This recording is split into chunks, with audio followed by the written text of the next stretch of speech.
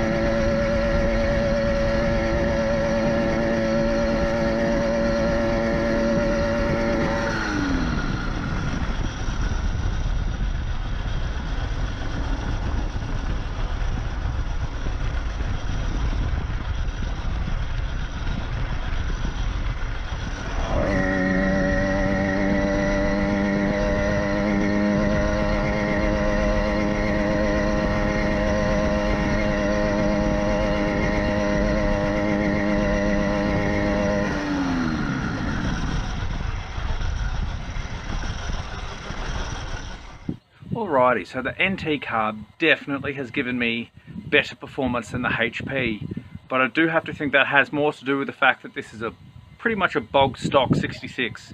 The HP carb I think is designed for a higher capacity engine, you know, maybe with a big exhaust, high compression head, all the upgrades.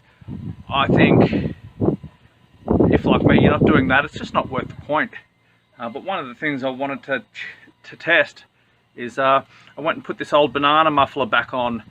This was the pipe that I had on the Mark 2.5 when I did the high-speed tests, and I got close to the same top speed on flat ground with a 56 tooth sprocket and that exhaust. Now, I normally don't like these exhausts because they feel like they're a lot of noise and not a lot of gain, but I was getting you know, a better speed on the other bike. Caveat, it's the old frame behind me there, is a hell of a lot lighter. This Mark 5 is a really heavy bike. It's a big bike in its own right, but I've also got the 1000 watt front hub, the battery on the back, plus the weight of the motor and the bigger tank. So it is hauling a lot more weight around than what it was on the lighter bike. But I'm curious to see whether or not this pipe will actually affect our top speed. Now, on level ground, that has been between about 48 and 52 kilometers an hour, and I'm hoping that I'll be able to shatter that with this pipe. But there's only one way we're going to be able to test that, and that's to get out there and fire it right up.